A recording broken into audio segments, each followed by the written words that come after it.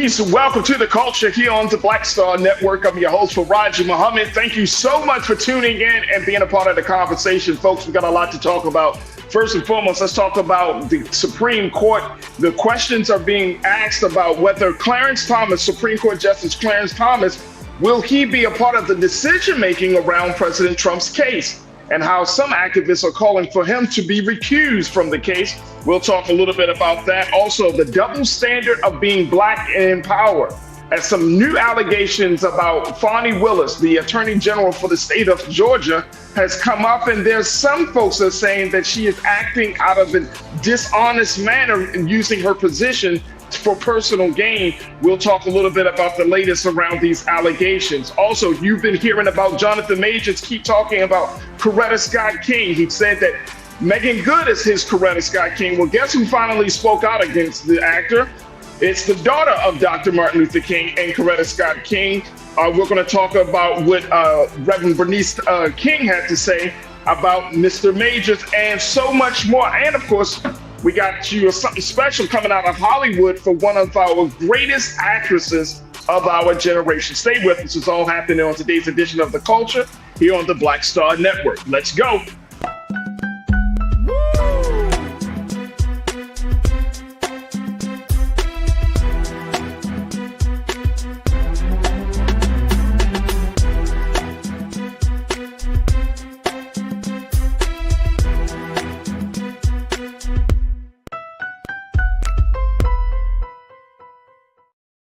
All right, folks, welcome to the culture here on the Black Star Network. I'm your host, Farajii Muhammad. Thank you so much for tuning in and being a part of the conversation. And welcome as we are streaming on various platforms, including our home platform. You can check us out right now on blackstarnetwork.com. You can download the app for free on all of your devices. Follow us on social media under Black Star Network. And of course, we ask for your financial donations as we kick off the year of 2024, looking to have you as one of our stakeholders, one of our investors. So make sure you do your due diligence and follow up on that New Year's resolution of supporting a Black-owned company like Black Star Network. So make sure you check us out at blackstarnetwork.com. Also, we're streaming on Amazon platforms, Amazon News for on your Fire TV, on Amazon Prime Video. You can check us out there. Just find us on Amazon Video app under Live TV, the news, or find us on Amazon.com under Prime Video, then Live TV, the news. Or you can also find us on Freevee. We can find us under On Now on News. You can check us out on that platform. And then we're also streaming on Plex TV 24 hours a day, 7 days a week. Just search for Black Star Network and find us under Live TV, the news and opinions. Now, we're also streaming on social media platforms. We're on Roland Martin's Facebook page. So big shout out to the Culture Crew on the Facebook page. There we go. We're also, we got some crew members on the X platform, formerly known as Twitter. So big shout out to the X crew. That's just made up a new, there we go. And of course, we got the original YouTube crew, Culture Crew. Big shout out to my Culture Crew on the YouTube, Roland Martin's YouTube page. And let's check in with them and see what's going on with them. Deidre Hall, I see you. Welcome back to the chat. Here we go, Deidre. Good to connect with you. Mingley, Natasha, Serge, I see you. Michael Thomas, I see you. The ABX girl, I see you. Brian Christians, I see you. Pastor Damon Bassett, hey, King, how are you, sir? Thank you so much, Pastor, for checking in. Wendell Moody, thank you so much. Wendell, you said my eyeballs and ears are home to stay. Come on, Wendell. That's what I'm talking about. I love it. I love it. Thank you so much, Wendell, for joining us. Also, we are joined by Tiana. We got CC Knight. We got Big Brother Willie Frazier.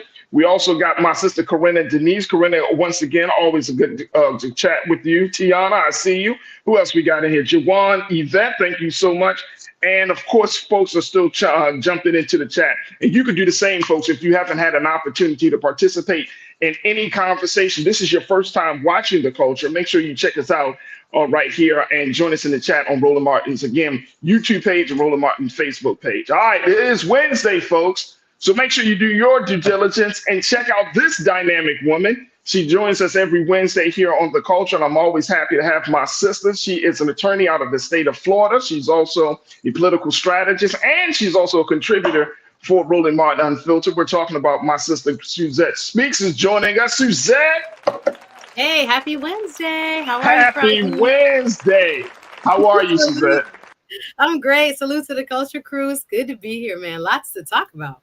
All right, first and foremost, how's everything down in Florida? I know the weather has been crazy on that part of the country. So, what's a quick update about how everything is being handled in the state of Florida? Because I'm hearing a lot of storms came through, a lot of Yes. damage was done, a lot of money is going to have to be spent on the damage. How are you holding up? Yeah, we're good here in Miami, but definitely three-quarters of our country had that winter blast, a storm that came across pretty much all of the eastern seaboard. And the panhandle to Jacksonville really felt it here in Florida. I had a friend that I texted and a couple that I called, and I was like, hey, how are you guys doing? But a lot of tornadoes touched down, and I think it was close to Mariana, Florida, and those Hmm. parts. But Jacksonville, thankfully, where my friend girl was, she was okay, but lightning, power outages, and things like that. But we definitely pray for those who have been directly affected across the country. Absolutely, absolutely. Our thoughts and prayers are with those folks. And hopefully, your crazy ass governor will actually get some folks some help that they need and don't act all silly about it. So, Mr. Governor Ron DeSantis, just do your job, sir. Save the Yes. people of Florida from these natural disasters. So, thank you so much for that, Suzette.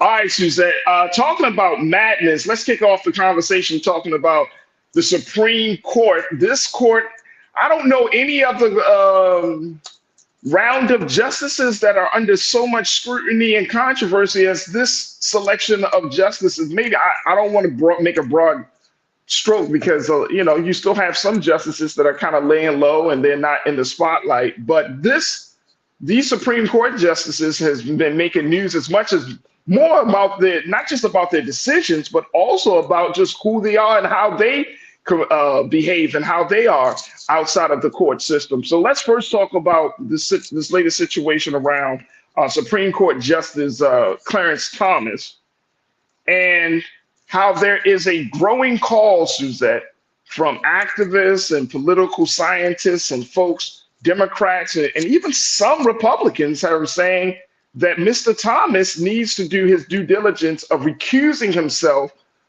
from the case of the former President Donald Trump's case because of his very intimate connection, not just to Trump, but because of his wife, Jeannie Thomas, and her connection and involvement in what we saw with the January 6th situation. But going back to Mr. Thomas, also because of the friendship and the relationship he's had with some top Republican donors that he has benefited from. So this is the latest coming from the Associated Press, how there are folks calling for Mr. Thomas to recuse himself. Take a look at this. Our sister Misha Cross, who y'all have seen on Roland Martin Unfiltered, folks, she put it out there saying that, quote, I think there is a very clear and evident path here that shows a conflict of interest that would preclude Clarence Thomas from actually being able to be a part of this without having a bias. She said it would make sense for Thomas to step aside from the case. However, she doesn't believe he will. She said, I don't think that there is anything within Clarence Thomas that would make him do so. Do you agree with her on this one, Suzette, or no? Yeah, I do think there are a lot of moving parts. So let's break it on down. So, why is Clarence Thomas being asked to recuse himself? Well, we know that the Colorado Supreme Court, as we've talked about at length, found that the former president, Mr. Trump, would not be allowed to be on the Colorado ballot because after their fact finding, they found that the former president was indeed participant in insurrection, an overthrow of the government. So, based on what happened on January 6, 2021, they are not allowing the president to appear on the Colorado ballot. Fast forward, it has made its way now. The Supreme Court has decided they will take up the case. This will be fast tracked. About a month from now, we will see the arguments begin in that Colorado case. So, for that case, we are seeing an outcry among mostly Democrats, but also many Republicans, as you've stated, that have outlined a very, I would say, an argument that holds a lot of weight as to why Senior Justice Clarence Thomas should not participate. Now, the main reason why There are folks that are saying that this looks like impropriety and there's no way that he can seem impartial when ruling on this case is because of his wife and her active, intimate involvement with those who planned and carried out the January 6th insurrection. In testimony that she, or text messages, I should say, that she sent that were entered into evidence during the January 6th congressional hearings, she was subpoenaed. She did provide a lot of information that we got to see where she, behind the scenes, played a vital role in what was happening. So the argument is being made, and I will ask our producer after we take this break to bring up a letter even by 8 House Democrats who sent this to Clarence Thomas just yesterday, asking him the same, to recuse himself, remove himself, so that instead of the 9 justices, only 8 justices would hear the Colorado appeal. They are saying that there's no way that with his wife so deeply involved with those who participated and executed this type of overthrow, there's no way that he could really truthfully be deemed impartial, and to render someone like the president to have participated in an insurrection and calling it insurrection when his wife also too was very much involved. So that's the crux of the argument. We got to take a quick pause. When we come forward, let's talk about this in more depth, folks. Crew, I want to get your take on this. What's your take on this? Do you believe Clarence Thomas will recuse himself from the case facing Donald Trump as it goes before the Supreme Court? What's your take? Post your comments in our chat on YouTube and on Facebook. We would love to hear what you have to say. Let's take a quick pause. When we come forward, more conversation with my sister Suzette Speaks and you. Stay with us. We're just getting started right here on The Culture on the Black Star Network.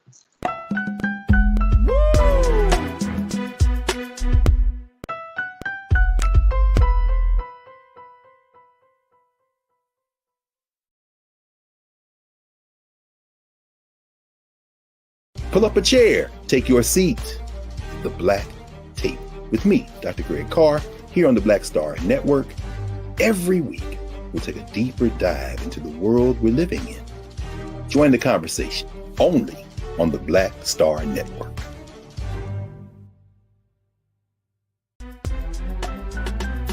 I'm Farajii Muhammad, live from LA. And this is The Culture. The Culture is a two-way conversation. You and me. We talk about the stories, politics, the good, the bad, and the downright ugly. So join our community every day at 3 p.m. Eastern and let your voice be heard. Hey, we're all in this together. So let's talk about it and see what kind of trouble we can get into. It's The Culture. Weekdays at 3, only on the Black Star Network.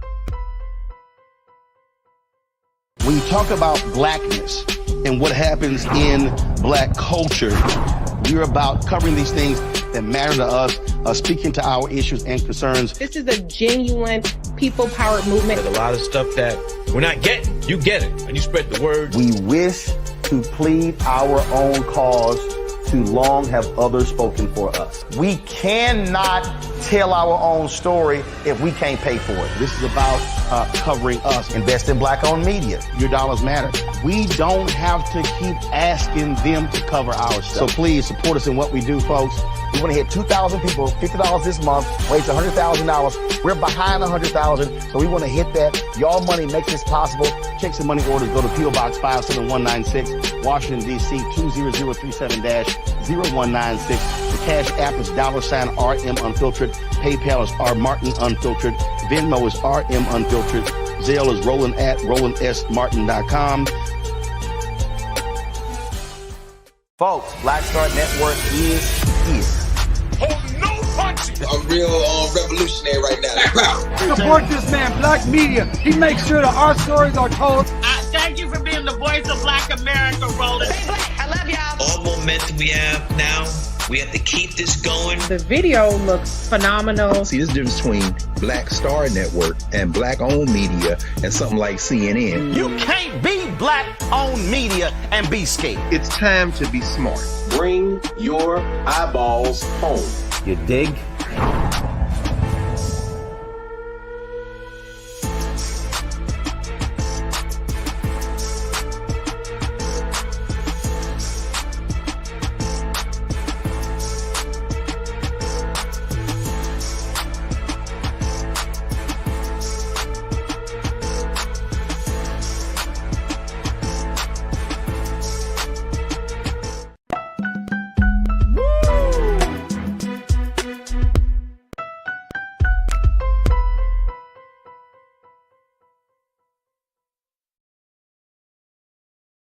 All right, folks, welcome back to the culture here on the Black Star Network. I'm your host, Farajii Muhammad. Thank you so much for tuning in and being a part of the conversation. Joined by my sister, Suzette Speaks, who is a licensed attorney out of the state of Florida, host of the Suzette Speaks show on YouTube. She's also a contributor here, as well as Roland Martin Unfiltered, and a political strategist.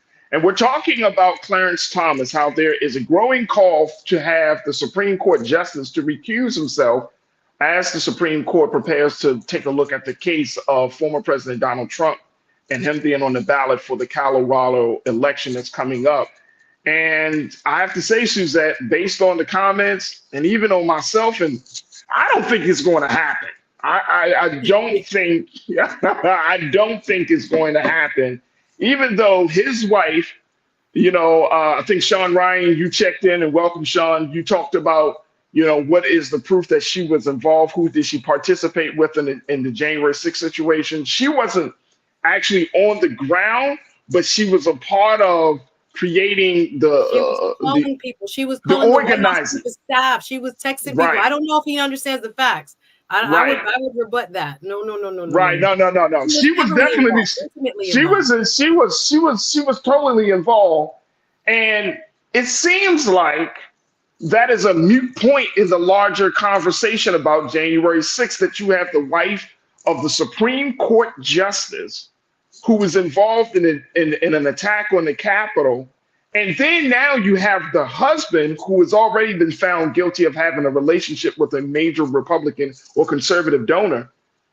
And then he's starting the possibility of him sitting on the case of a man who is at the center of all of it. I'm wondering here, like, okay, I feel like it's a moot point to say, oh, he will, he won't not, because I think a lot of us are saying he won't. But what is the impact of that, Suzette? Should he is different from will he? Because should he is, you're absolutely right. Should he? Yes, that's the right thing to do. But will he? Well, there is precedence, Farajii. Let me back up a little bit, because again, let's talk about why we are asking for this type of review by the senior justice. Again, they kind of, or the Supreme Court has within its own right to regulate itself, right? So it sets its own, actually, they just released a model code of ethics for themselves, but we tend to think that they have no rules to follow, but they do have rules to follow, right? There are United States codes, right, that were passed by Congress that all federal judges should adhere to and must adhere to. And we want to kind of reflect, I think, on some of the reasons why we're looking at this as being improper.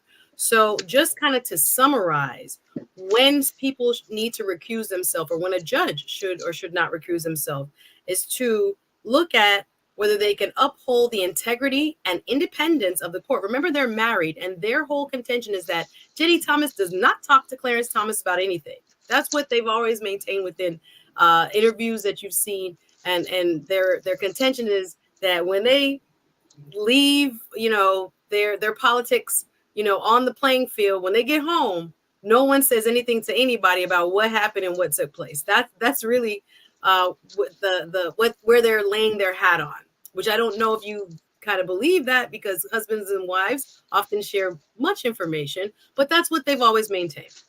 We also want to avoid the impropriety and the appearance of impropriety, which is another key reason why we have questioned several times here, even on this platform, whether or not, again, we as the American people are losing trust in the Supreme Court for reasons like you just stated. And again, this is separate apart from the financial relationship you just referred to that Justice Thomas has with billionaire Republican donors and trips that he's received and financial payments for his grandnephew's education and other things that he's been accused of. This is separate and apart from that, but we know that has also caused the Supreme Court now to produce what they're calling like a proposed code of ethics. But it duplicates what's already in the federal code. So it's really not necessary, because it's already law that they have to do certain things.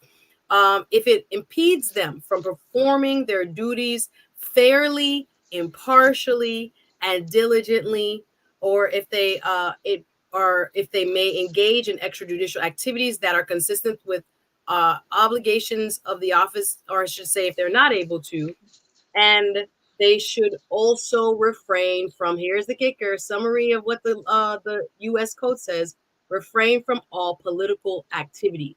If you look at codes of conduct for judges across the country, right? This is from the U.S. Code, right? In summary, what they have to look out for to make sure that they're not in violation of any type of behavior that would cause them, A, to not be able to perform their duties.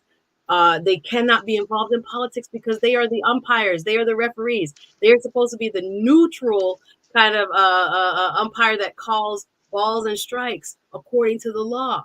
They're not supposed to bring their personal and political opinions to the table when they are rendering decisions. So think about this. Again, behavior that his wife actually, through evidence, put forward and possibly caused her to also qualify to be an insurrectionist is now being questioned by the Supreme Court as it relates to Donald Trump. So can he, from a neutral point of view, be able to call what the president did insurrection when it also would therefore implicate his own wife? That's the question. Do you understand? So right. Looking at this and saying, sir, and there is precedent as well, where Senior Justice Thomas did recuse himself on another January 6th case involving Jack Eastman. He didn't give any reasons as to why he recused himself in that case, but he did recuse himself on another case that made it to the Supreme Court involving another person that was heavily involved in January 6th. So there's already where he has recused himself. But again, this Colorado question is so far-reaching because it will make a federal determination for the country as to whether the behavior Mr. Trump displayed is in fact rising to the level of insurrection, and therefore, as a matter of law, because it's already written on the books, right? The 14th Amendment says you cannot have taken an oath to this country, an oath of office, and then participated or aided in any type of behavior that would amount to an insurrection. I'm summarizing. Right. Have a direct conflict of interest. That's the other word that people need to get comfortable with that we're probably used to instead of recusal. But conflicts of interest. Is it enough to say, since your wife was so intimately involved in what happened and the planning and the execution of and the calling of the chief of staff and the sending the text messages to the top people who were involved, does that therefore allow you to remain impartial, or does that in fact present a conflict of interest? And that's what he must ask himself. And the fact that if this was any other particular case, like if the way you laid this thing out, Suzette, it's just mind blowing that you have to have a conversation about this, because everybody knows if you're married to somebody, married people talk. Married people talk. And it's hard to, and of course, nobody will ever prove did she talk to her husband about this. I mean, that's a silly question. We just got to assume it's going to happen. If you're in the same space at the same time. Yes, exactly. You believe it? I don't know. But it has been used as defense. Because people, there are folks, for example, in cases where, the one partner is doing all this illegal activity and truthfully, the other partner has no idea what's happening. So there are no, but see, I get that. Right now with these two individuals. Let's look at it from that point of view. I understand your point. Yeah, absolutely. All right, let me Pastor David Bassett say it's called Pillow Talk for a reason. My name is Pillow Talk, Pastor.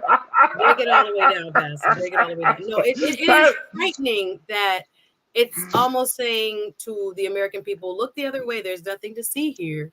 And again, we have had this discussion here when it comes to the appearance of bias and whether or not people across our country will remain trusting of the institutions that we have. And so there are rules already in place and guardrails already in place, even without their newly proposed code of ethics under United States Code. And I don't have the code right here in front of me, but that tell them what they should and shouldn't do. When you see judges, even at social events of mine, if politics is involved, they don't come. They're not allowed to speak. They can't even go to dinner parties and talk about stuff in the public spaces. It is so dangerous for them to do that because anything can be called a possible bias. And we're going to talk a little bit more about bias in an upcoming story. But yeah, we're in a system right now that is being heavily challenged by partisanship. And we are going to see in this case, and again, how they will rule in the Colorado case. I'm interested to see because we are seeing the court of Colorado also, they are referencing what at the time local judge that was in Colorado, Gorsuch, wrote an opinion there about states' rights. Is it up to each state to run their own elections, as has been the case, or can the Supreme Court overturn what would be Colorado's determination as to who belongs on their ballot and who does not, right? As a matter of law. Absolutely. We're going to see the states' rights. Do they believe in states' rights like they say they believe in states' rights? As we've seen with the abortion question, another question. Now we're going to really test them. Are they hypocritical or not? But here's the thing, though, Suzette, and this is why we've been kind of like jamming on this thing. Because Antonio heard, I hear you, bro. You said, look, I'm tired. You said that you're tired of talking about or hearing about January the 6th. Here's why. And I get the fatigue, and I get that. And I get the fatigue too. But here's why I'm thinking that we need to still kind of pound this pavement on this in this respect.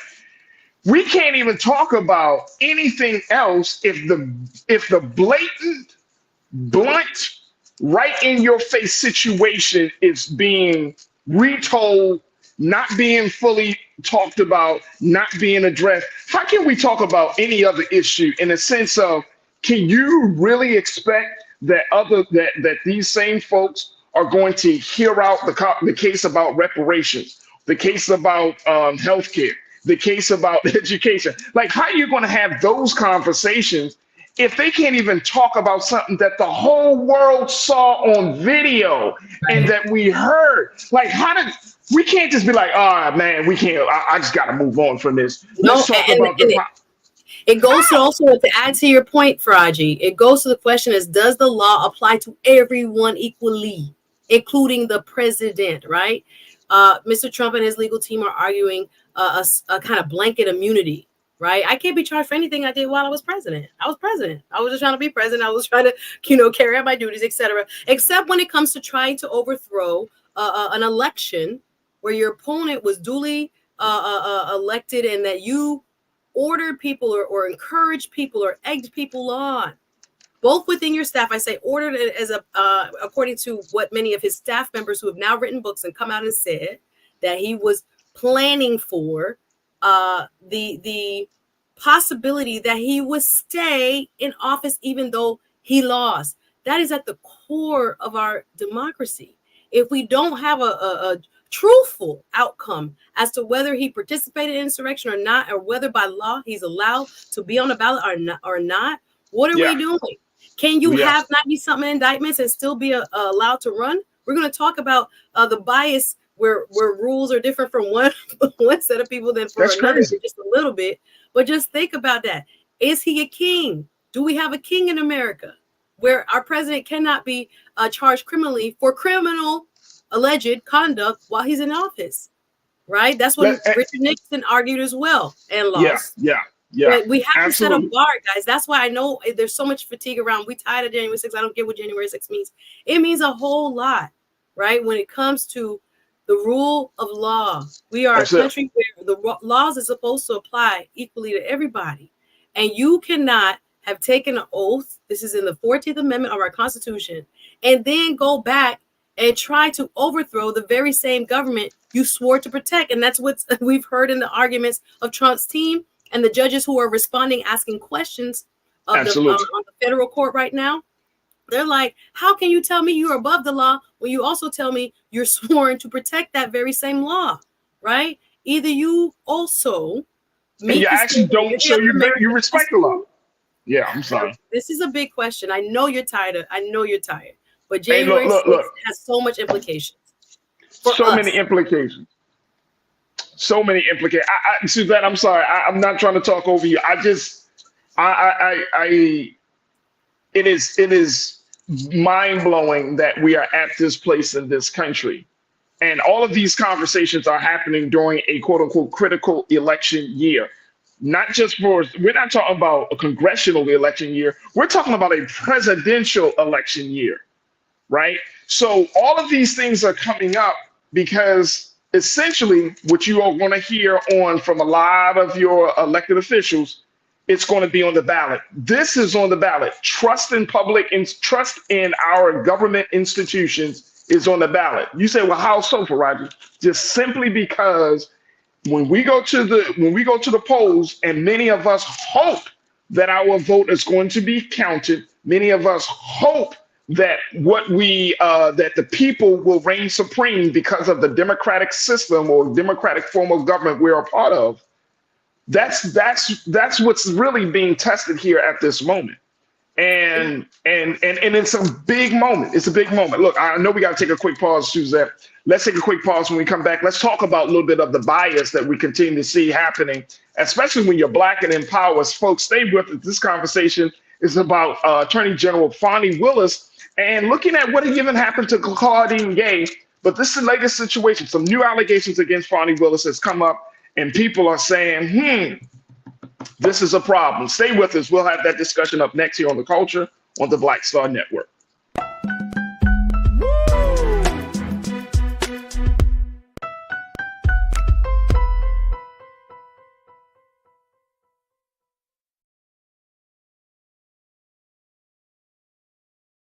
Pull up a chair. Take your seat. The Black Tape with me, Dr. Greg Carr, here on the Black Star Network. Every week, we'll take a deeper dive into the world we're living in. Join the conversation only on the Black Star Network.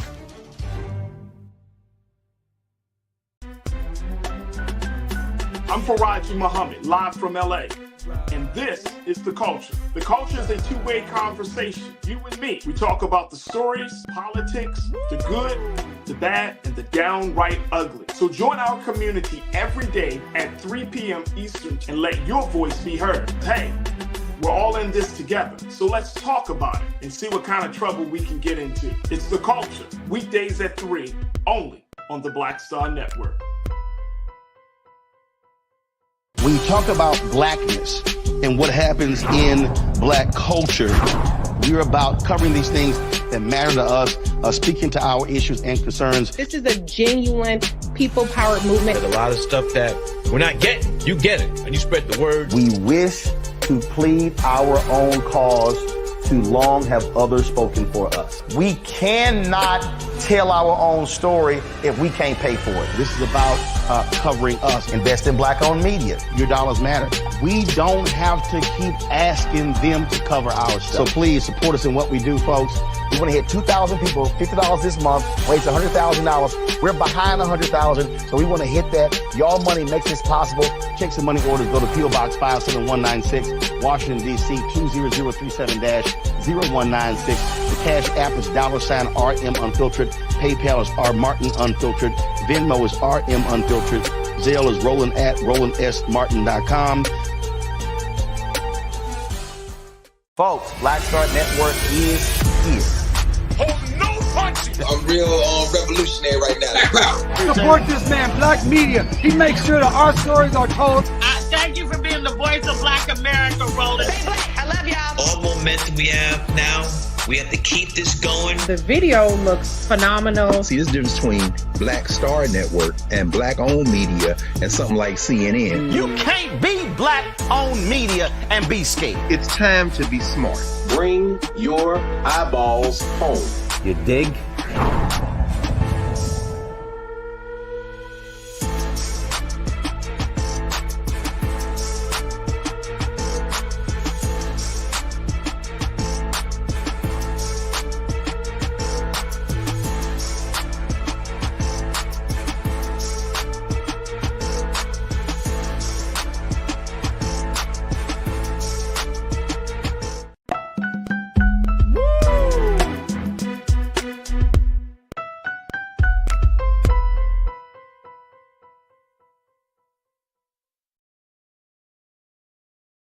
All right, folks, welcome back to The Culture here on the Black Star Network. I'm your host, Farajii Muhammad, joined by my sister, Suzette Speak, who is a licensed attorney out of the state of Florida, as well as a political strategist and host of the Suzette Speak show. As we talk about that level of involvement on the Supreme Court, let's talk about the level of bias and the ongoing double standard, Suzette, that Black folks in power and those in power have to endure when they tend to do some things that some people would describe as being unethical or not right. And I'm speaking of the case around Fani Willis. This is the Attorney General for the state of Georgia. She's the one that has Farajii, District Attorney, excuse me. Thank you for making that correction. But she's the one that is leading the charge against former President Donald Trump with his election tampering down in the state. But on Monday, this is the latest coming from Associated Press. Take a look at this, folks. On Monday, former Trump campaign staff member Michael Roman, one of the 18 Trump co-defendants whom Fani Willis indicted last August over election tampering, made a court filing accusing Fani Willis of, quote, an act to defraud the public of honest services for her failure to disclose her engagement in a personal romantic relationship with attorney Nathan Wade, who she hired for the case when they already had relations. Wade had allegedly earned more than $650,000 since starting on the case in January of 2022, money from Fulton County taxpayers in which Fani Willis signs off and which he allegedly benefited from by way of luxurious trips with Wade. Alleged. I can't wait to talk about this. Talk. I'm giving you the space. Let's describe what you just read. Right. Those are words that were filed by the defense attorney, from one of the co-defendants in the conspiracy trial that Fani Willis has brought forth under the racketeering statute in terms of what Mr. Trump and his alleged co-conspirators did in Georgia to try to overthrow that election. Okay. So when a defense counsel files a pleading, we cannot take what is in that pleading or that court document as fact. It is their job to try to create some level of doubt as to whether or not this prosecution should go forward. And therefore, their only goal is to try to get this case dismissed. So we will not speak of it as a definitive, unobjectionable fact at this point in time.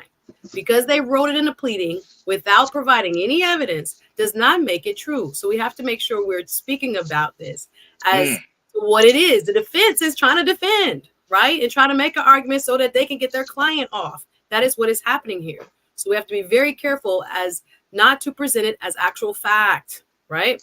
So we're looking at what the defense has proposed without evidence and wrote down and basically gave to the judge. Judge, this is something that we have to look at, right? Now, there are going to be many attempts, and there have been many attempts by this attorney to try to get this case dismissed. And all of them so far have failed. And this one, we have to see if there are any facts behind it, right? Or it is unlikely to succeed. District Attorney Fani Willis has the right to hire who she would to help prosecute her case. In this case, she hired Mr. Wade as a special prosecutor. Whether or not they have had a romantic relationship, we have to wait and see. This is not substantiated. There is no evidence that has been presented at this moment. This is an allegation by a defense attorney in order to try to derail this prosecution and get their client off. So we have to be very careful with how we speak about it at this current point in time. So how it says, and this is why we wanted to have this part of the conversation, because I'm from Baltimore.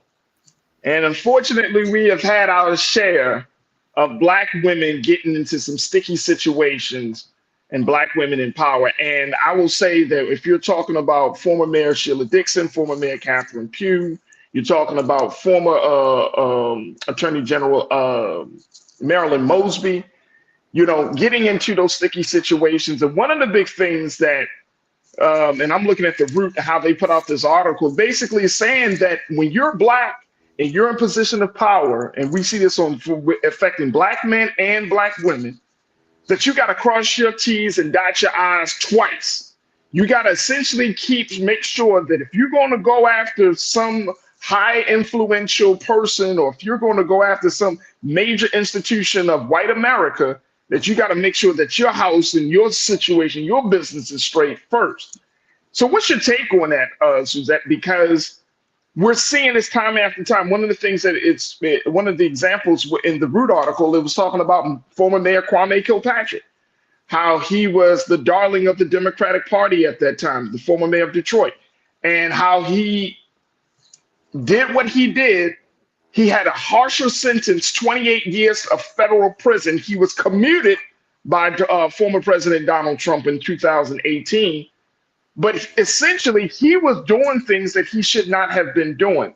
And when we have this conversation about double standards, it's always interesting that I let people know, stop thinking that we live in America that we want to live in, and let's look at the America that we do actually live in. There is a double standard. When you are black and in power in this country, you're going to face a harsher, even more severe set of consequences. What's your take? So, okay, I'm not putting Kwame Kilpatrick in this, right? Because no, I'm just using that as an example. You're using it as an example, but I just want to clarify. I don't compare Fani Willis at all with Mr. Kilpatrick. Right. And I know that we are very familiar with these names, especially because they are given an extra dose of highlighting in the media when it comes to black politicians. But there are also a number of white politicians, Hispanic politicians, other folks of other backgrounds and ethnicities who also break the law. So anyone who breaks the law has to be held to account. That's the system that we live in. So in cases like Mr. Kilpatrick and some of the others that you mentioned, unfortunately, there are reasons behind why they face the scrutiny that they face. Now, to the point that you're making and the point that's been made in the Grio article, now they are pointing out Fani Willis now having this from a defense attorney's pleading from their court document accusation, right?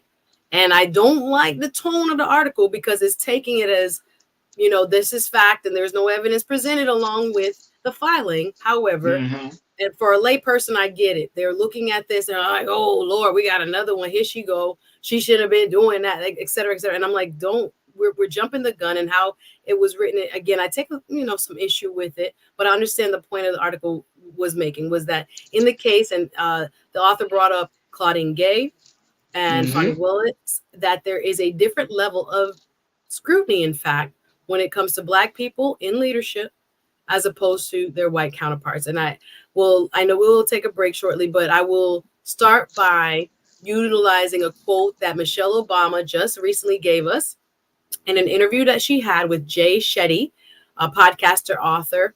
She sat down with, and it was released a couple of days ago, talking about there is, and she has realized and come to accept varying bars for different people, right? And she has talked about how, for example, and what she says in this interview, how if Donald Trump, can still be running, again, 91 indictments later and all the accusations of insurrection, would that have happened if he was Black? Could he still have been running? No. I can't even get it out. Could he still be running for president if his skin was Black? No. And she has pointed out very eloquently, without even naming him in that interview, it was a very poignant moment that she was just like, I just know that when we try to be good and do good, we're protected by that extra resilience, right? Going above and beyond to be squeaky clean. So in that interview, I think the point that she was making, and again, it dovetails with what the author is saying, even though I don't necessarily think it necessarily applies yet, in the fact pattern that we have for right now for District Attorney Fani Willis. But I understand the sentiment, and I do agree that, again, there's a Jamaican saying there is different rules for cat and dog. And it depends who you call it cat and depends who you call it dog. But it's up to you to realize everybody don't have the same bar, as Michelle Obama put it. So we can definitely continue the conversation after this break. Hey, Real Brooklyn said, Farajii, facts, bro. You damn sure got to make sure your house is clean and pure before you go after a very popular person like Trump. Even a damn jaywalking citation is fair game. And I couldn't disagree with you at all on that one, Real Brooklyn. You do have to make sure that our house is clean. We're going to talk about it some more because I think this is also a part of the conversation about the reality versus the fantasy for me, Suzette. The reality of the actual place of where we are in this country, the relationships that we have with the government, how America sees Black folks in this country, and then there's the fantasy of, well, we look at our qualifications, look at our contributions to society, look at what we do to make this country great. Two different realities. Two different worlds, and we're going to talk a little bit more about it. Folks, we want you to join us in the conversation. Post your comments on Roland Martin's YouTube page, Roland Martin's Facebook page. Let's continue the conversation talking about the double standard of being Black and in power. I would love to hear what you have to say, and stay with us. We're just getting started on the second half when we come back of The Culture right here on the Black Star Network.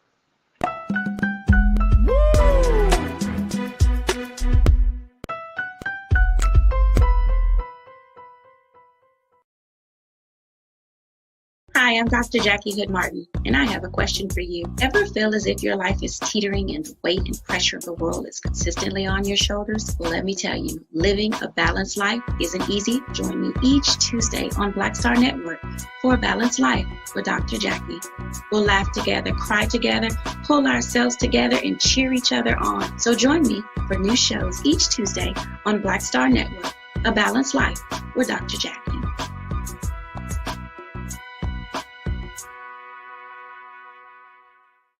When you talk about Blackness and what happens in Black culture, we're about covering these things that matter to us, speaking to our issues and concerns. This is a genuine people-powered movement. There's a lot of stuff that we're not getting. You get it, and you spread the word. We wish to plead our own cause. Too long have others spoken for us. We cannot tell our own story if we can't pay for it. This is about covering us. Invest in Black-owned media. Your dollars matter.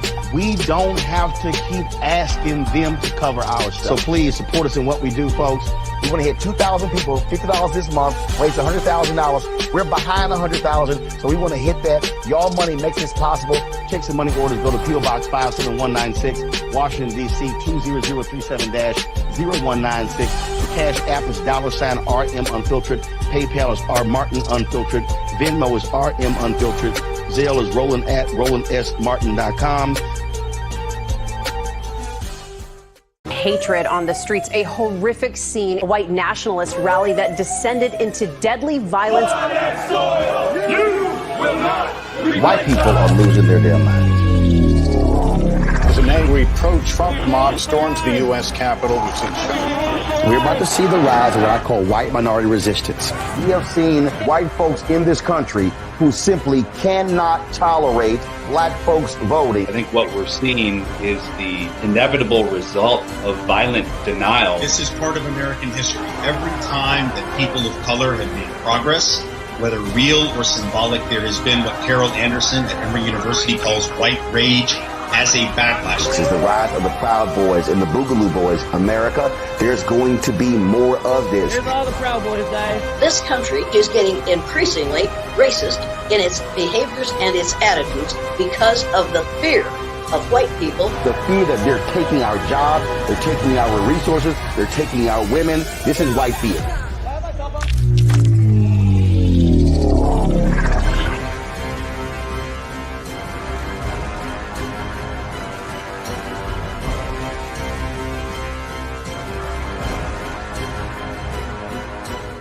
Pull up a chair, take your seat. The Black Tape with me, Dr. Greg Carr, here on the Black Star Network. Every week, we'll take a deeper dive into the world we're living in. Join the conversation only on the Black Star Network. Don't you think it's time to get wealthy? I'm Deborah Owens, America's Wealth Coach, and my new show on the Black Star Network focuses on the things your financial advisor or bank isn't telling you. So watch Get Wealthy on the Black Star Network.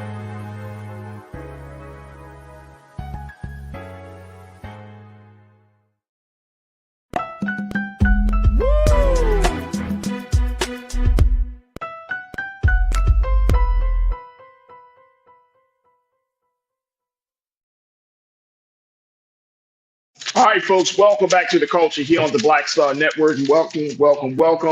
We have been having some dope conversations. Make sure y'all do your due diligence. Support us here at blackstarnetwork.com. Download the app for free. Follow us on social media and the app for your financial support to keep us going as we power our way through this digital space and embarking on this journey. So we want you to be a stakeholder and an investor in the great work that we are doing. So make sure y'all go to our website today at blackstarnetwork.com and support us when you can. Also, we are streaming on a number of various platforms. We're streaming on Amazon Prime, on first Amazon News on your Fire TV, Amazon Prime Video. You can check us out there on Prime Video on the app under Live TV and News, or find us on Amazon.com under Prime Video, Live TV and News. We're also streaming on Freevee, on the Freevee network. So thank you, Freevee, for your support. And we're also on Plex TV 24 hours a day, 7 days a week. Just search for us on Black Star Network, or find us under Live TV, the news and opinions. Now, we're also streaming on Roland Martin's social media. So we're on Roland Martin's Facebook page and Roland Martin's YouTube page. Big shout out to the online culture crew that's on all of those spaces. For our Facebook crew, big shout out to them. For those who are on the X platform, thank you so much for tuning in. And for our crew that's a part of our YouTube chat, we truly appreciate y'all for joining us in the conversation. Now, we've been having this conversation. It was just a bigger discussion about the double standard of being Black and in power. And I've been chatting it up with my sister, Suzette Speaks, licensed attorney from the state of Florida, host of the Suzette Speaks Show, political strategist and contributor here on Black Star Network, to talk about these latest allegations. These are allegations against Fulton County's district attorney, Miss Fani Willis. This is the woman, the Black woman that's leading the charge in prosecuting former President Donald Trump in the election interference case down in Georgia. But there are new allegations that were filed without evidence, as Suzette wants us to keep in mind, and that's very true, without evidence. By a defense attorney. By a defense attorney for one of the individuals that she actually found guilty last year, saying that she was guilty of an act to defraud the public of honest services for her failure to disclose her engagement in a personal romantic relationship with attorney Nathan Wade, whom Fani Willis had hired for the case when they had already had relations. Again, these are allegations that Mr. Michael Roman has filed in court. And along with that, to make the matters even stickier, according to the group.com, in this whole situation, they also discovered that Mr. Wade billed $4,000 for 2 8-hour meetings with President Joe Biden's White House in 2022 as well. And of course, that opens the door for this perception that if he is attached to District Attorney Fani Willis, and then he's also having a meeting with the White House around the same time, it looks like that he's corroborating, he's collaborating, he's colluding with the White House against Donald Trump's associates, Donald Trump and his associates. You said the meeting was allegedly in 2020? 2022. 2022, okay. Well, like I said, we have to kind of wait and see as far as any other further evidence of what they're alleging. Again, anybody can write almost anything on a pleading, right? And make any claim, but can it be backed up? So we have to wait and see. I'm not going to make any judgments right now, nor should anyone else. This is what defense attorneys do. And again, they're going to dig. Now, to the point of this discussion, whether or not there is a higher level of scrutiny for Black people who are in power, absolutely. That's why we have to strive to stay above board and squeaky clean if we can. Now, even when you do that, will you be looked at, and will there be more of a pursuit of any errors that you make? Yes, I do think there is a a higher bar for us and less room for her when we do make them. Now, again, our counterparts also do not necessarily have, perfect records when it comes to people who have been indicted and people who have been found. I'm talking about from Louisiana all the way back to DC, right? There are lots of folks of different backgrounds who are unfortunately implicated in behaviors that go against, ethical practices and sometimes even break the law. In this case, again, I don't want to draw that conclusion because, again, this is a defense attorney's filing on behalf of their client to try to see if they can find any grounds whatsoever to get this case derailed and somehow get it dismissed. So I'm going to wait and see if there's any evidence of this. Of course, now we know that Fani Willis will be under even more scrutiny because she has been. She talks about the type of emails, phone calls, all the things that happen within the purview of her taking this a huge case and bringing it to trial. Now, sorry, go ahead. I was going to say. No, I'm sorry. Gentlemen have not seen enough evidence or information about him and any of the relationship, so-called, that is being alleged here. So I want to just tread very lightly because, again, when it comes to Black folks, we often overstep and then it's hard to clean up people's reputations thereafter. And that's what I wanted to bring up because in the court of public opinion, somebody hearing this story today, Suzette, and even though it's allegations, even though there isn't any evidence presented, anything like that, in the court of public opinion, folks will already make a determination. That's a part of our culture, especially within the social media culture. It's like, we don't need to hear any evidence. So what would you say to Black folks who are listening to this and who are watching this and saying, you know what? I mean, why did she choose this guy? Why she couldn't choose another attorney out of all the attorneys, she could have chose somebody else. In that point, and again, that's the court of public opinion. We don't know, that may have been something that she should have considered long term, right? She might have maybe misjudged. We don't know just yet, but I do caution Farajii. There are two things I think that can be true, which is that obviously we need people of integrity of all backgrounds, all faiths, all walks of life to serve in public office. But sometimes we see that people fall short and they're not there for the right reasons, or they're trying to exploit the system, et cetera, et cetera. I've had conversations with Black electeds here in Florida that talk about this idea that when we see someone who has, even in Claudine Gay's case, where even the allegations of plagiarism, again, far reaching and beyond where the school found any issue, there was a lot of folks in conservative media and activists from that side of the aisle that were really trying to push a narrative on her that I don't necessarily think those who could look at her record objectively may think was warranted. So I think we have to also very, very much be careful of this idea that there is a possible push to get Black folks to believe in Black folks less than we already do.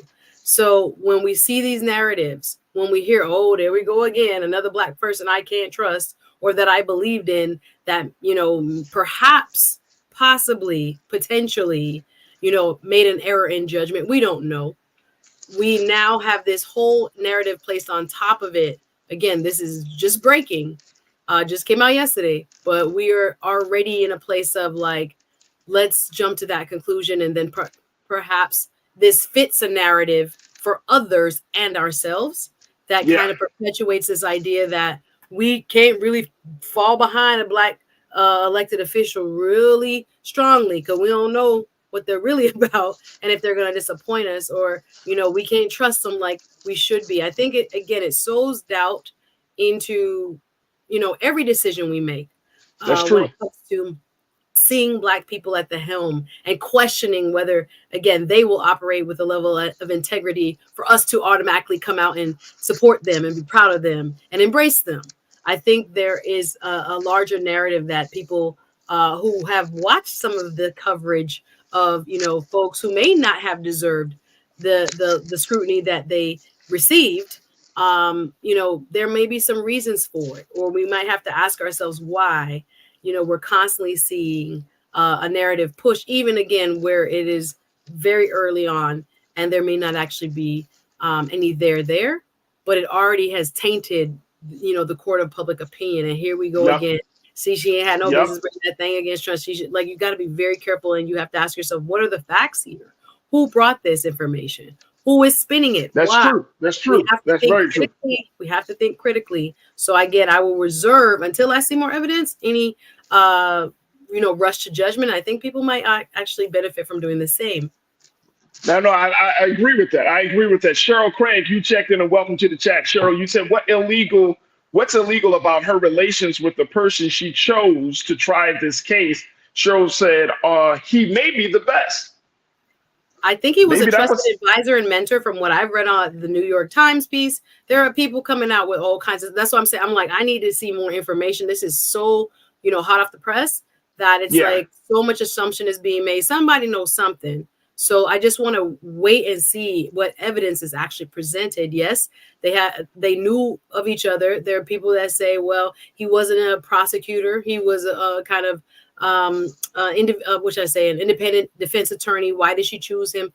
Again, if we see a different body on Fani Willis, do we get the questions that we get and the level of scrutiny that we get, that we're starting to see?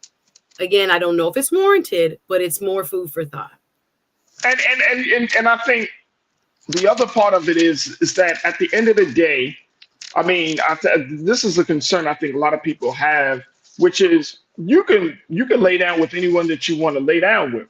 But I think once money gets involved, once people hear that a person made $625,000 from a relationship because of their relationship, or they were able to be in certain spaces and get money off of that, like in these allegations in this particular case, that's when people start to be like, wait a minute, hold up, what's going on really here? But again, I agree with you. I think that we need to just reserve our judgment until we get more facts about the situation, because it's easy. Unfortunately, we have too many stories of Black folks in power, Black folks who are influential, and they make some crazy decisions. They're huge lapse of judgment. And if that is the case, then we have to hold them to account just like anyone else. However, preliminarily, based on a defense attorney's pleading, I would hate for us to already tar and feather this lady before we understand. I don't think we should. There was a romantic relationship. I don't think we should. We can't presume because the defense attorney has added that to the court record that there is. But the time will tell. Time will tell. But I'm not going to make any, rushes to judgment because of, again, that I know what the defense job is. So I'm like, okay, let me see if there's smoke and fire, right? But anybody can write and allege almost anything in a pleading. Right, it's up for the court, the fact finder, to say, all right, let's see what you have in proof, and then we can move forward. So without proof, I'm going to just reserve judgment until I hear more. All right, George Gray, you say people are talking about integrity in politics when the people that are funding the politicians are not looking for people with integrity.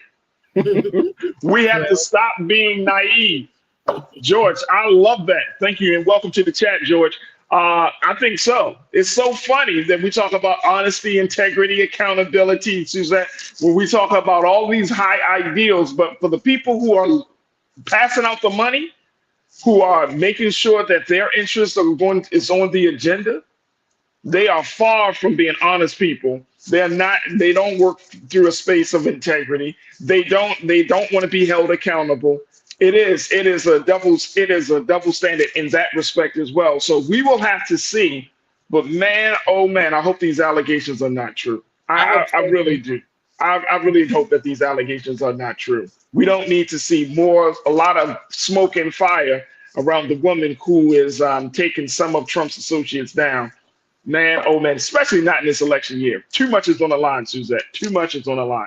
All right, we got to take another quick pause. When we come back, let's switch gears. Let's talk about Jonathan Majors. But not necessarily his case. Let's talk about the reaction to that ABC News interview that he did, where he kept pressing and referencing Coretta Scott King. We're going to be checking in and talking a little bit about Reverend Bernice King, the daughter of Dr. Martin Luther King and Coretta Scott King, and what she had to say about what Mr. Major said about her mother.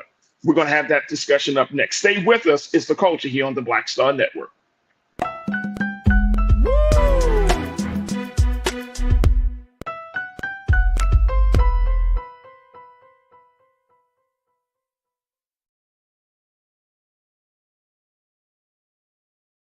Pull up a chair, take your seat. The Black Tape with me, Dr. Greg Carr, here on the Black Star Network. Every week, we'll take a deeper dive into the world we're living in. Join the conversation only on the Black Star Network.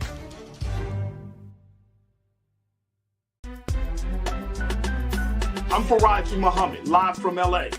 And this is The Culture. The Culture is a two-way conversation. You and me. We talk about the stories, politics, the good, the bad, and the downright ugly. So join our community every day at 3 p.m. Eastern and let your voice be heard. Hey, we're all in this together. So let's talk about it and see what kind of trouble we can get into. It's The Culture, weekdays at 3, only on the Black Star Network.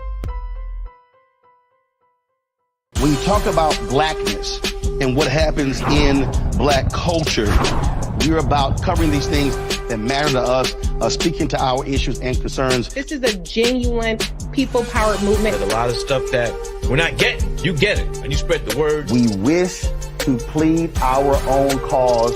Too long have others spoken for us. We cannot tell our own story if we can't pay for it. This is about covering us. Invest in black-owned media. Your dollars matter. We don't have to keep asking them to cover our stuff. So please support us in what we do, folks. We want to hit 2,000 people, $50 this month, raise $100,000. We're behind 100,000, so we want to hit that. Y'all money makes this possible. Checks and money orders go to P.O. Box 57196, Washington, D.C. 20037-0196. The Cash App is $RM Unfiltered. PayPal is R Martin Unfiltered. Venmo is RM Unfiltered. Zelle is Roland at RolandSMartin.com. Folks, Black Star Network is here. I'm real revolutionary right now. Support this man, Black Media. He makes sure that our stories are told. Thank you for being the voice of Black America, Roland. Stay black. I love y'all. All momentum we have now, we have to keep this going. The video looks phenomenal. See, this difference between Black Star Network and black-owned media and something like CNN. You can't be black-owned media and be scared. It's time to be smart. Bring your eyeballs home. You dig?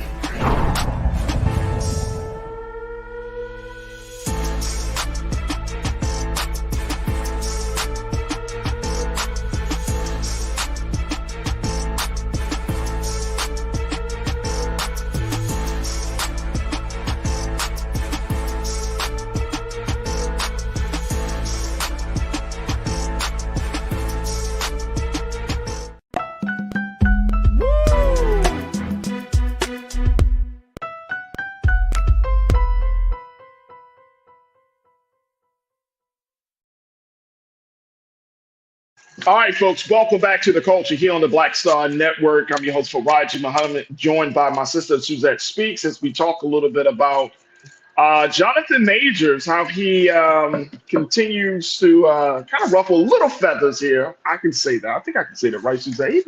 Jonathan. Ooh, Lord. But he kept putting out there, and if y'all saw his interview on ABC News, he kept putting out there that, you know, with his ex-girlfriend and even with his current girlfriend of Megan Good, that he is looking for his Coretta Scott King. Sorry. He wanted Coretta Scott King, but we're gonna get there. He wanted Coretta Scott. He also said Michelle Obama as well, but he wanted Coretta Scott King because he sees himself as being, and according to his own words, growing into those type of men of being a Barack Obama and Martin Luther King Jr., which is interesting. But And there's a meme that I was going around. I don't know if anybody saw it. That was on social media. That is a picture of him looking at her, Megan Good, and they're like smiling, and she's smiling, and he's like looking at her, and she's like, she's my Coretta. It's a very interesting meme, but it opened up the door for the daughter of Coretta Scott King and Dr. King to speak out. We're talking about Reverend Bernice King. She came out to set the record straight. She said, quote unquote, let's show what she said, please. My mother wasn't a prop. She was a peace advocate before she met my father and was instrumental in him speaking out against the Vietnam War. Please understand, my mama was a force. So here's the thing. Go ahead. All right, go ahead. Go ahead first. No, please ask your question. Go ahead. No, I it's more of when we're looking at this, and I think this is interesting. There are a lot of like different layers to this that I think that we need to discuss. Of course, there's the male-female relationship layer, which is that one of the key qualifications for a Black woman is to know how to hold a Black man down. Now, I'm not saying hold him down, of course, not in a negative way, but to be there, to be present, to be supportive. And I've heard this from a lot of sisters, y'all, that there's this expectation that Black women should be supportive of a man even through his bullshit. Listen, I need a break from Jonathan Majors. I need a break. It's taking up too much of my time. It's taking up too much of my thoughts. Jonathan Majors has had one of the most interesting rises and falls. Yeah. If you would have asked me about him pre this trial, he was adored and revered by his Black fans, right? A loyal Black fan base. And an audience that thought, because he has been such a talented actor and had been on the rise, right, with his roles for the Marvel cinematic universe and how well he did. I'm talking about Lovecraft Country. I was enthralled with him in that from Creed to some of the biggest blockbusters. We're like, is this? I mean, just before this trial, is this the next Denzel, Will Smith? Right.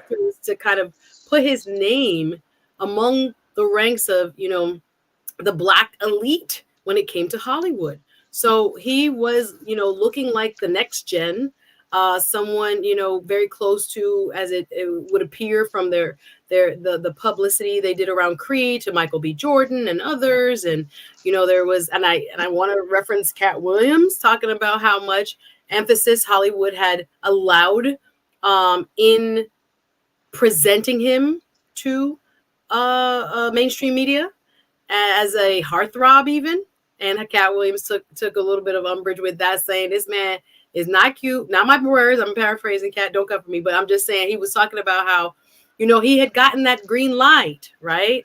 Or the door was being opened for him to step through. So fast forward to what I think was probably the worst night of his life now, he might have characterized it as, and seeing what we saw on the tape, there was still some degree of empathy among the Black community for what we saw was perhaps a miscarriage of justice, but not so much so based on the choices, it seems, that he made. What am I speaking? So when we heard the recordings that were presented during the trial of Mr. Jonathan Majors and his first reference to Coretta Scott King, I think all of us were taken aback. We gasped, right? We clutched our pearls when we heard him speak to his girlfriend. And I think we was really confused because she's not Black. And I don't know what exactly her ethnicity is. Grace Jabari is her name. I know she's English or British. However, we was kind of confused. I'm just, speaking for myself, my circle.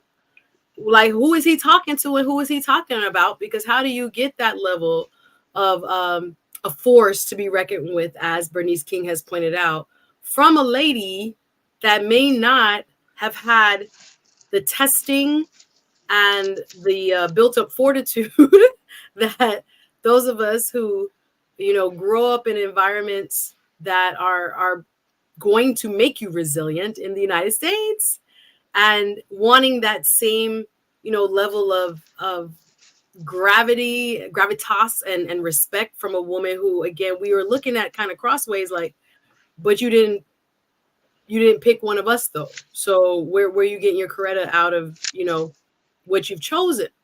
Now, again, I'm not against interracial dating. I'm just saying what I saw in the zeitgeist, and based on the commentary all over Shade Room and everywhere else, what people were sharing.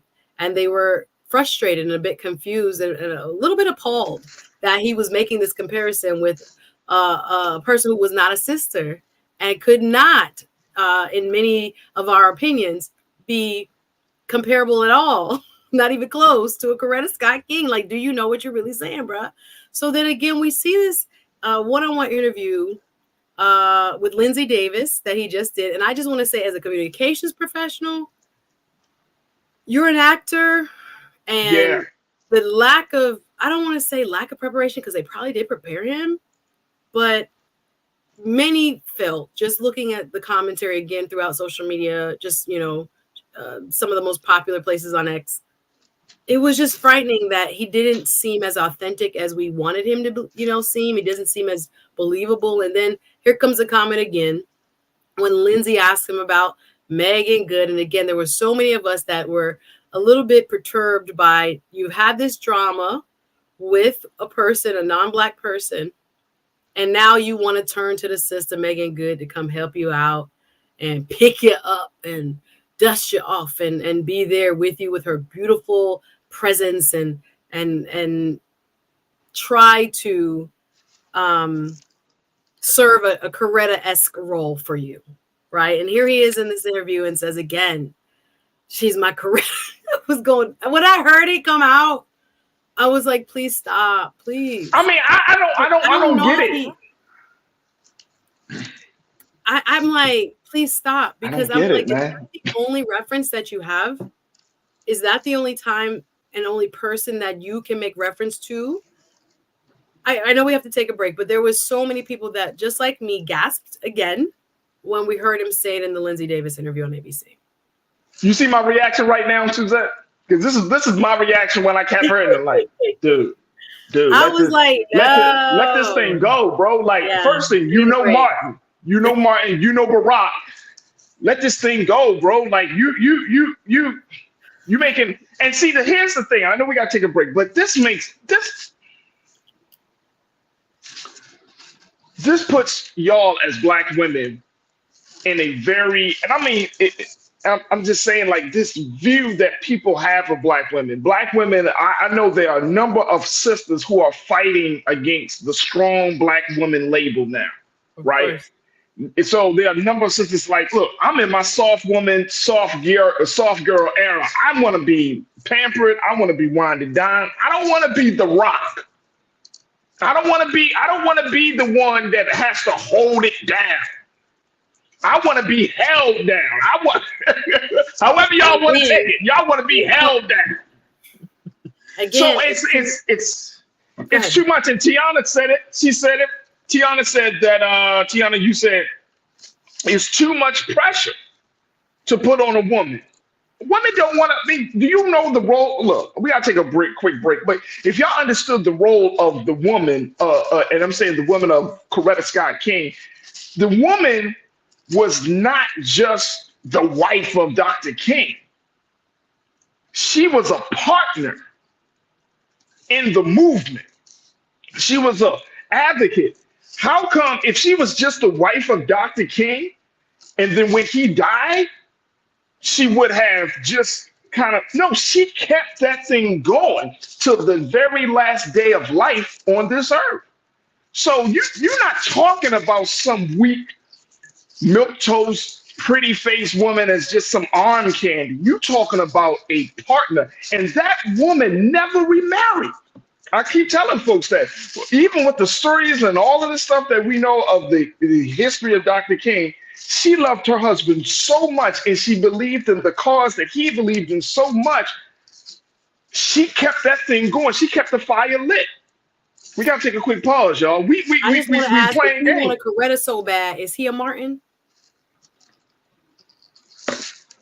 We can take a break, guys. We can take a break. We'll be back. Just take the break, y'all.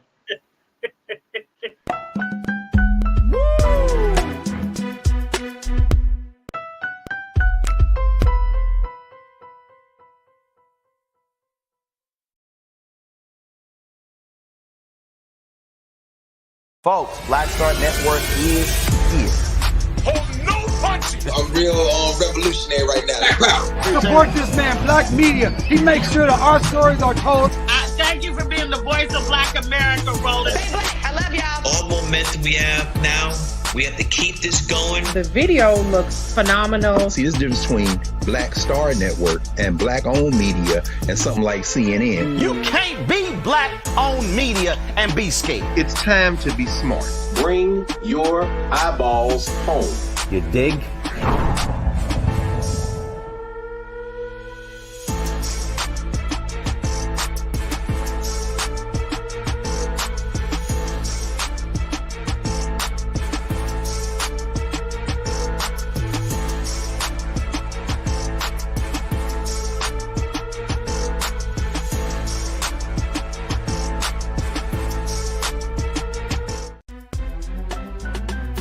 I'm Farajii Muhammad, live from LA. And this is The Culture. The Culture is a two-way conversation. You and me. We talk about the stories, politics, the good, the bad, and the downright ugly. So join our community every day at 3 p.m. Eastern and let your voice be heard. Hey, we're all in this together. So let's talk about it and see what kind of trouble we can get into. It's The Culture, weekdays at 3, only on the Black Star Network.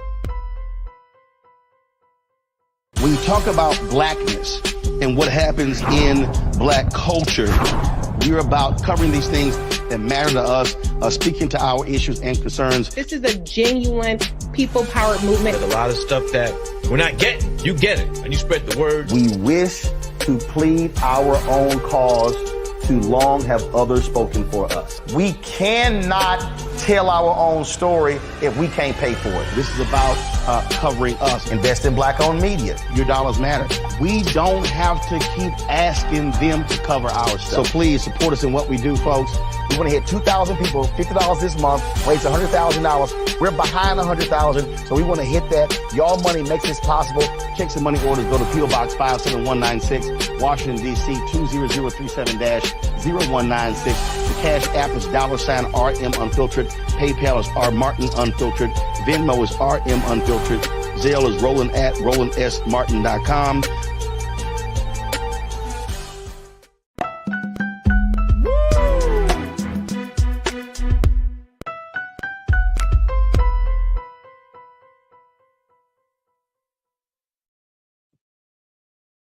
All right, folks, welcome back to The Culture here on the Black Star Network. Got my sister Suzette Speaks as joining me as well. Make sure y'all go to her website, to her show site on YouTube, Suzette Speaks show, and support her, man. Follow her on all social media platforms. I follow her. I check her out. I keep tabs on Suzette, man.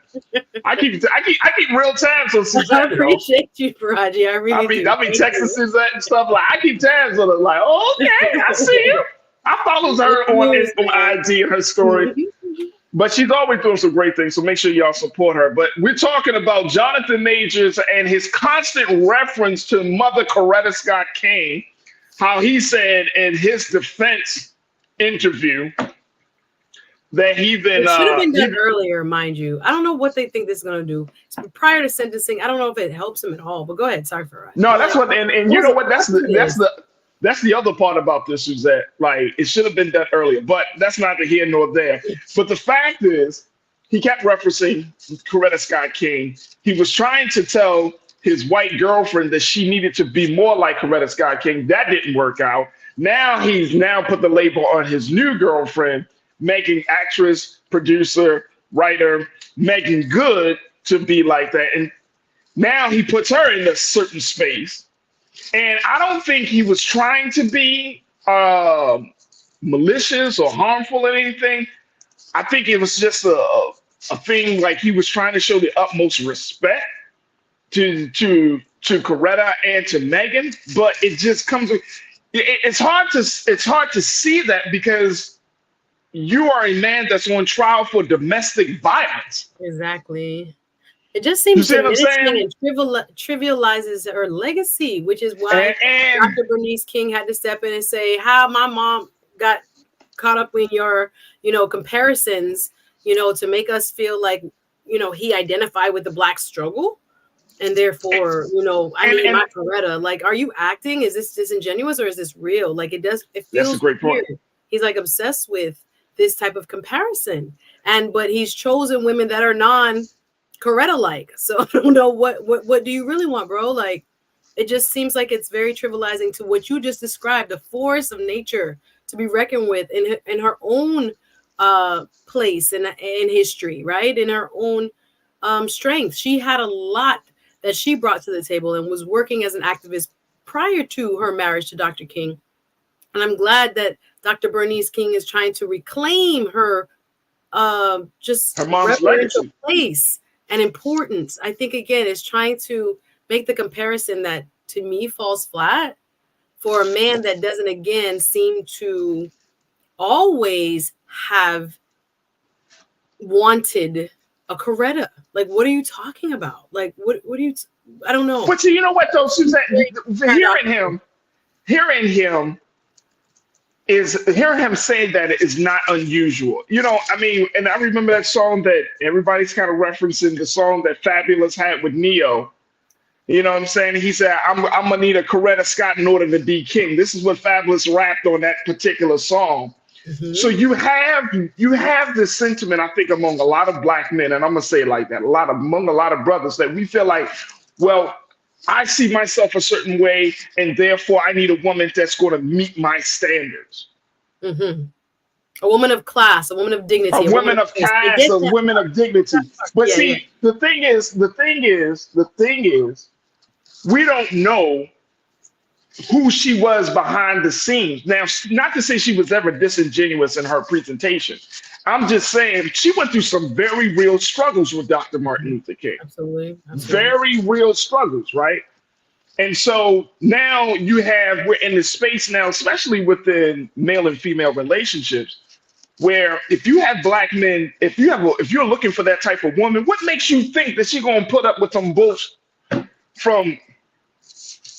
I mean, seriously, look at the caliber of man that she was. And I made this point before the break. She never remarried, but frankly, you checked in, and I'm glad you back into the chat, Frankie. You said, yeah, she never remarried Farajii, but I best believe she's probably had some type of, love interest or interest. And I'm not even doubting that. I wouldn't even get mad at that. I mean, it's her husband was killed in 1968. So you mean to tell me, come on, I mean, that's true. And I'm just making the point that her heart was committed, and as Tiz, you said this, she was married to the movement, right? She was married. She didn't have a love interest. His purpose. She was committed to making sure his purpose was birthed here on earth.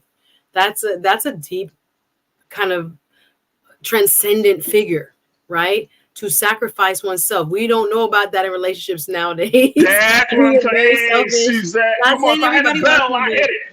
You hit the nail on the head. Don't see the bigger picture of a family and the importance of a family, but the purpose that this particular man was carrying, right? And what she saw in him, and to hold him down, as we say, in spite of,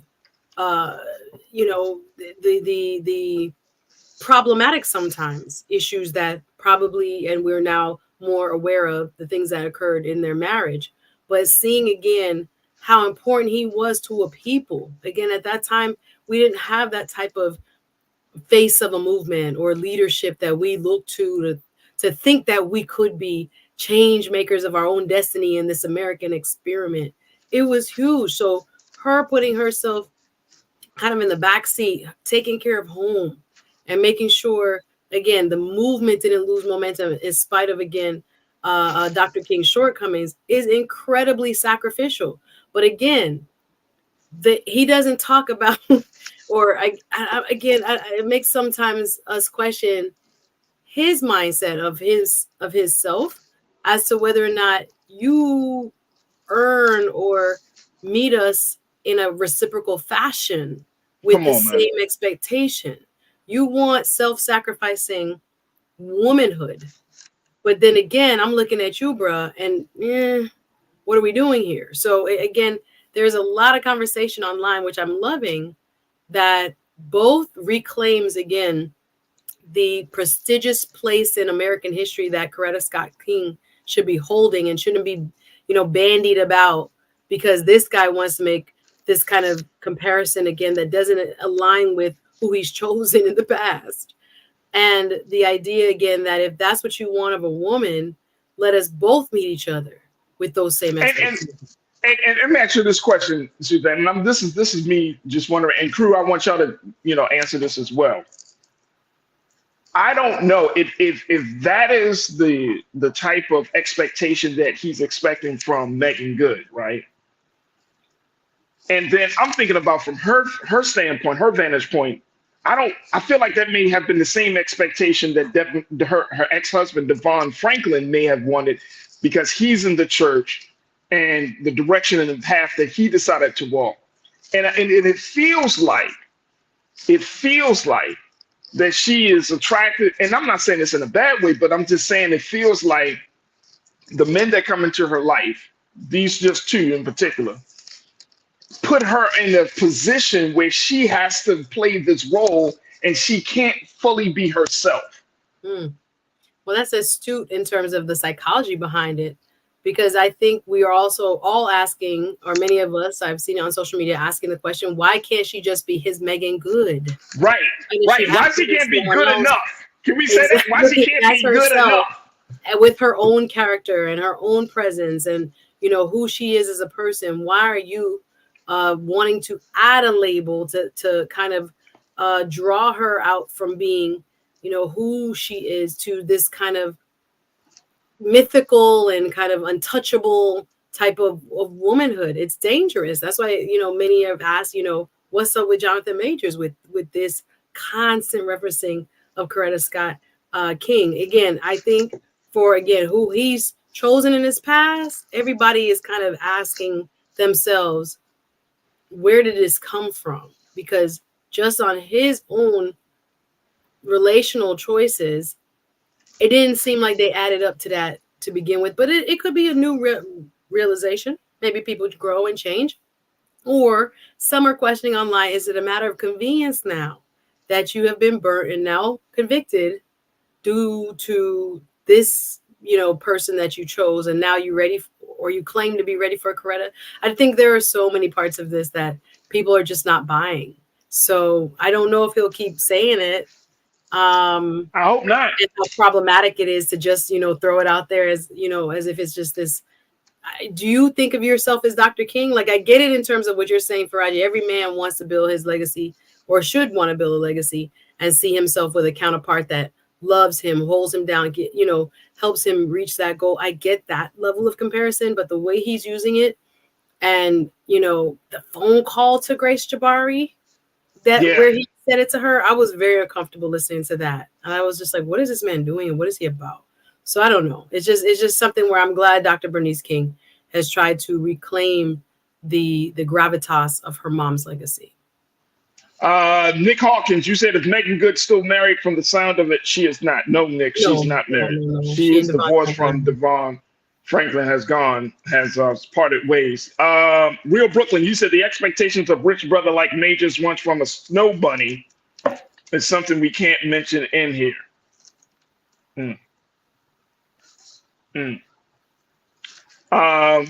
Brian Christian, you posted, it seems like Majors just want a ride or die woman. Now. Y'all see why I call her my sister? Y'all see why I call her my sister? I don't know. Again, love is blind for me. I don't like it. It's hard to find people that love you. I don't like it. Hold you down of any race, any nationality. I get that. I don't like it. Now we're talking about Coretta and Martin. That's really it's not even just a Coretta. This is endemic of the culture right now, where you have people, whether it's a man, in this case it's Jonathan Majors, but then you see it in the case of women too, where you want somebody to come in to fix you. You know what I'm saying? You're in a broken place, so you expect this person to come in to your life and be the healing balm for your brokenness, right? To accept the bullshit, right? It's To not a my degree. comment, but there are people that have asked, is he narcissistic? I don't know. Like, bro, like you can't do that. We can't do that. And I think that's part of the reason why there is such a what's the word I'm looking for, y'all? There is such a disparity. There's such a conflict between men and women today because we're looking. It seems very transactional.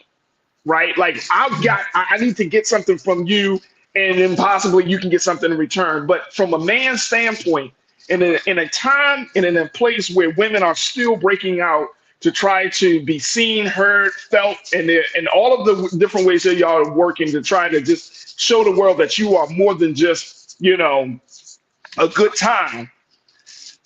It comes across still a little bit of like I don't know. It just kind of rubs me the wrong way. Yeah, because again, he's showing a pattern within that last relationship based on what they presented in court of emotional, sometimes toxic behavior. So when someone with, again, what evidence they allowed in, we don't know everything, shows this type of propensity, who are you to be demanding or asking or seeking of a partner this level of almost infallibility when you yourself, sir, as you talked about, you have work to do, and we all have work to do. Again, it's not to pile on him, but it's to just say, let's take a step back and let's think about who we are currently, and will we want to date us? Will we want to marry us? And if not, we both have work to do. Help me, God. We both have work to do to become a person that would be worthy of pouring into another person. Again, like you said, it's become very, I want this from him, he want this from me, let's do it. We got to make space for love.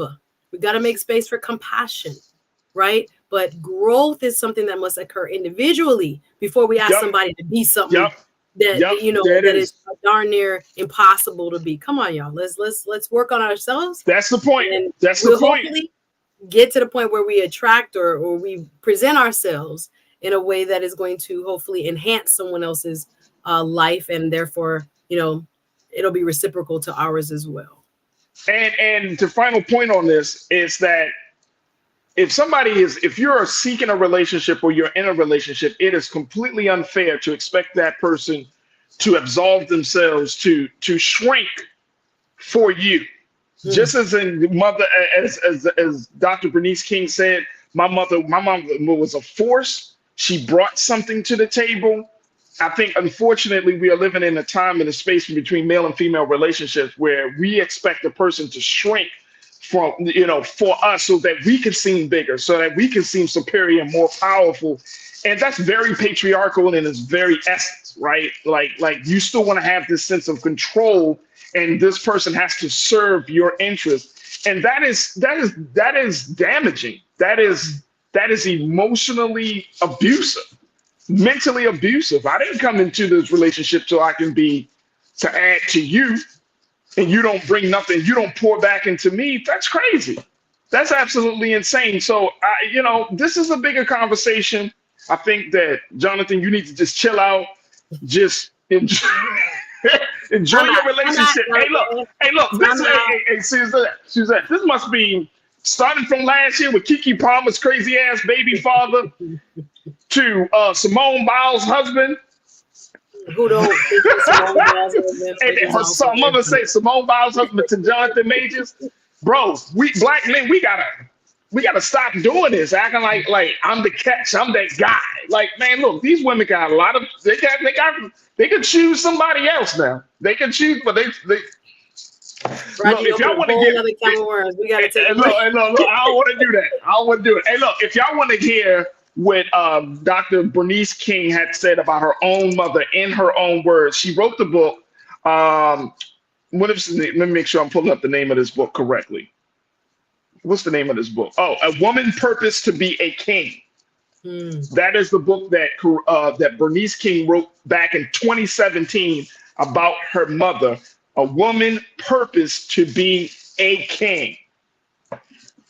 you'll get a full understanding of a daughter talking about her mother as it relates to her relationship with her father and with the movement. It's a powerful, powerful legacy. All right, we got to take another quick pause. When we come forward, let's talk about a dynamic Black woman who finally gets her due. We're talking about Angela Bassett. Stay with us. It's The Culture here on the Black Star Network.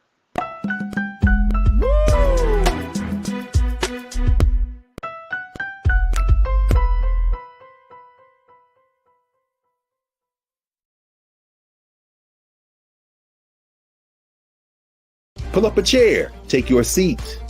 The Black Tape with me, Dr. Greg Carr, here on the Black Star Network. Every week, we'll take a deeper dive into the world we're living in. Join the conversation only on the Black Star Network. Black Star Network is here. Oh, no punch! I'm real revolutionary right now. Thank you for being the voice of Black America. All momentum we have now, we have to keep this going. The video looks phenomenal. See, there's a difference between Black Star Network and Black-owned media and something like CNN. You can't be Black-owned media and be scared. It's time to be smart. Bring your eyeballs home. You dig?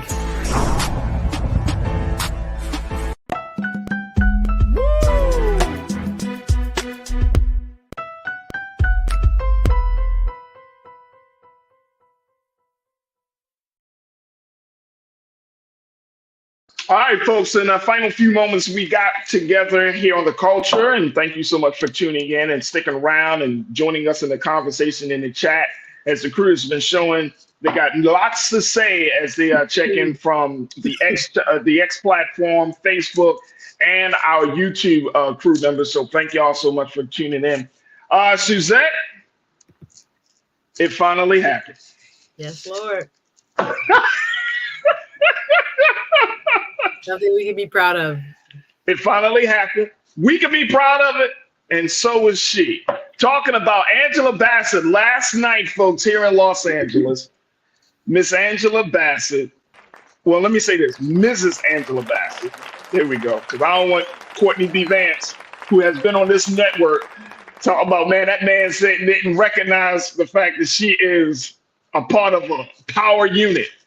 She has finally received an honorary Oscar at the 14th Annual Governor's Award last night at the Ray Dolby Ballroom in Hollywood. The event was originally slated to take place in November of last year, but of course, due to the strikes, it didn't happen. But she got a Governor's Award, an honorary Oscar. She actually has an Oscar, folks. This is not like some consolation prize or anything. The difference is, this is an Oscar to commemorate her work over the past few decades and not just one film. That's the big difference.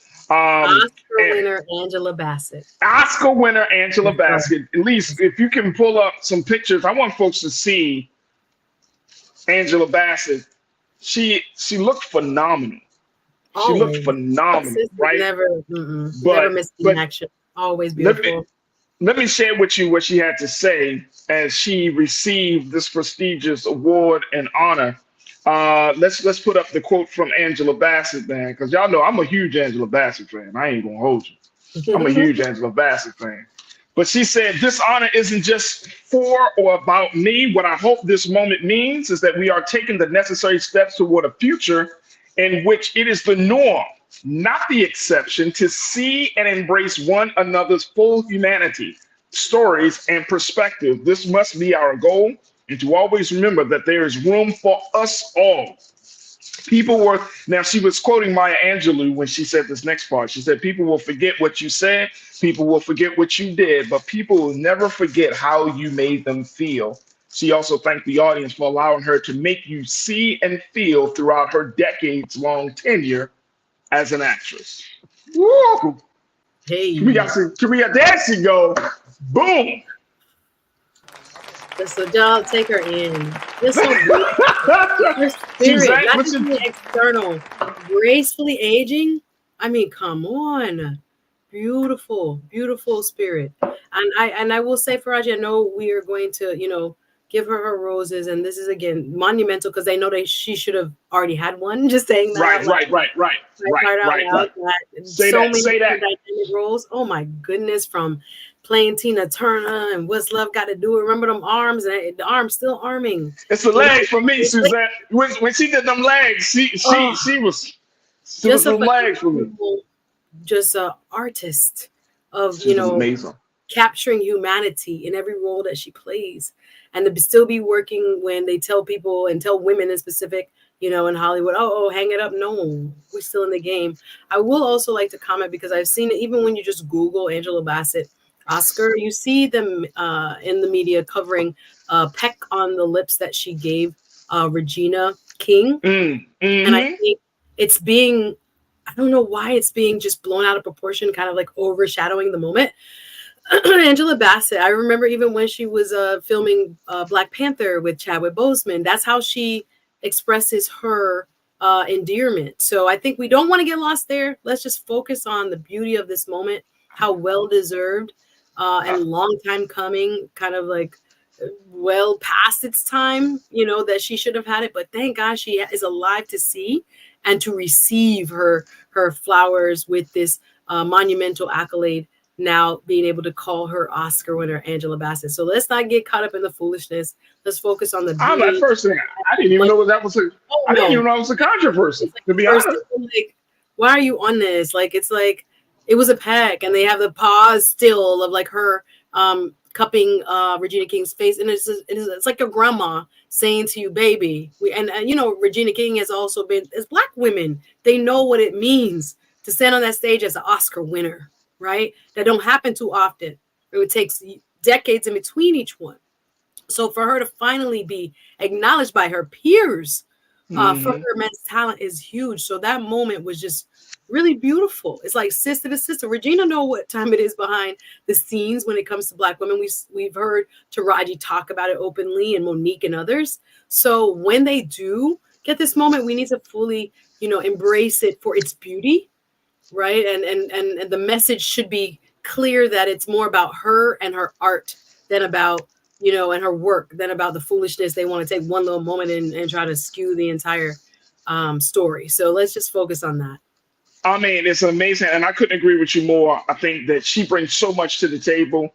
She kept emphasizing, she was like, she's already know she has a storied career, but she said the best is yet to come. This is what she tweeted that, she posted that on social media, hashtag the best is yet to come. She still got the fire to go out there and to work and to give her all for every single project that she's involved in. She's not only an actress, she is an entrepreneur. Her and her husband, Courtney B. Vance, they have a production company where they put out certain films for Black women and very like independent but thought-provoking films, some of the independent films. She's also, of course, she's a producer, an executive producer on the hit show 911, one of my favorite shows. They cut it off. They dropped it from Fox, and then Hulu picked it up. So that will be coming back again. And I see you. Who said this? That they like Sister Debbie. She's coming back. Hulu is picking up, and they're going to be kicking off a new season, I think, in March. So she is. And she's also a mother and wife. She's a wife. She has 2 daughters, I believe it is. But she brings so. The career she has is what I want to point out. Not that you can't do it. You can't do it. Married, but that's not a plaything. To have such a successful husband and y'all keep it together, respect for one another, and love still, burns brightly. That's not easy to do, and to also raise good kids. Shout out to. I think her and Courtney been together for at least 20 years. Yes, it's a big deal. It's huge. That's a big deal, and you don't hear about it. Thank God. Yeah, it's beautiful. I'm telling you don't hear about them. So big shout out to you. There she is right there with her family. Okay. I think she has a son and daughter, not the 2 daughters. But beautiful family. But Courtney actually is working. He's doing some things on the policy side of making sure that, of course, he's an actor, he's a writer, he's a producer, but he's doing some things on the policy side. I forgot which of. It's not SAG. But I think it's another organization that works with actors. So he's advocating and being in that space. So big shout out to Angela. man, if we just get an opportunity, Suzette, to talk to the woman. Ooh, if I ever meet her, fanning out. Let's go. I'm gonna enjoy every moment. Hey, yo, on a legacy, she's still on got the low. more. I kind of wish I crossed paths. Just be like, yo, I could be up in like Ralph's or something, or Gelson's. Y'all, if you're in California, you know, in LA, y'all know these supermarkets like Gelson's or Ralph's or something. Be walking, be like, oh my God, that's Angela Bassett. Dog, I am done. A mixture of like just her grace and femininity and beauty, and you know, again, having kind of just done the body of work, the range of work that she has given us. It is just beautiful to see. So I'm really proud of her. It's a big deal, guys, and we should celebrate. Very big deal. Congratulations, Angela Bassett. You are is well deserved. And we thank you so much for always telling our stories in such a very classy and in such a very, just a beautiful way. And thank you for being so good for the culture. We are celebrating right there with you, sis. We are celebrating right there with you. All right, Suzette, how's the show coming along? Come on, talk to me. Brand new season, yes, brand new season kicked off. I have a show tomorrow, actually 8 p.m. It'll be a late show with a community advocate from down here in South Florida. Again, a woman who is married, kids, has done most of what she wanted to do, and also run a small business. And we're just talking about how we can improve our lives, whether that's in business, whether it's in self-development and other personal development. My show is kind of unique. So I got new shows already up, and we'll be taping live tomorrow. So join me 8 p.m. tomorrow on the Suzette Speaks Show. Just look up Suzette Speaks on YouTube, Instagram, Facebook, LinkedIn, whatever. Connect with me. And I look forward to connecting with all of you. Hey, there you go. Oh, this guy, marketer, that's Dadley, talking about marketing for small business and leveraging social media. He was a really good show, actually. And I just enjoy, you see I like yellows and golds, right? So I actually enjoy just chatting with people. It's important to just have the conversations, and we all learn from each other. So I appreciate you giving me a shout. Hey, Suzette Speaks is the dynamic part of the culture here, and she is a fantastic contributor for Black Star Network. Y'all see her on here on Wednesdays, but you're going to be seeing her more and more. I mean, y'all got a little taste of her in 2023 on Roland Martin Unfiltered. Wait till 2024 happens, y'all. Y'all can be seeing her. She's going to be in rotation on Black Star Network. So, Suzette, thank you so much for everything that you do. But more importantly, thank you for being so good for the culture. Oh, thank you so much, Farajii. I appreciate you again opening up your platform to me and others. Oh, yeah, and absolutely. For what you do for the culture. We appreciate you. We each got a role to play. I'm just trying to play mine. All right, Suzette, thank you so much. God willing, we'll reconnect next week. Good to see you once again. All right, folks, that's going to do it for us. Thank you all so much for tuning in and being a part of the conversation. Make sure you do your due diligence. Support us here at Black Star Network. Go to our website today. Download the app on all of your devices. Follow us on social media for Black Star Network. And of course, we ask for you to just drop a little something in the bucket for us as we kick off 2024. We want to kick it off on a high note, and we want to kick it off with your support. So go to our website today at blackstarnetwork.com. That's going to do it for me. Big shout out to y'all, my online culture crew. Fantastic comments from the crew today. Thank y'all so much for being so engaged. We truly appreciate you. Make sure y'all stick around. 6 p.m. Eastern time. Roland Martin Unfiltered is coming right at you as always. Never be afraid to challenge what's wrong. Stand for what's right while being yourself in the process. God willing, we will be back tomorrow for another exciting edition of The Culture right here, only here, exclusively here on the Black Star Network. Peace.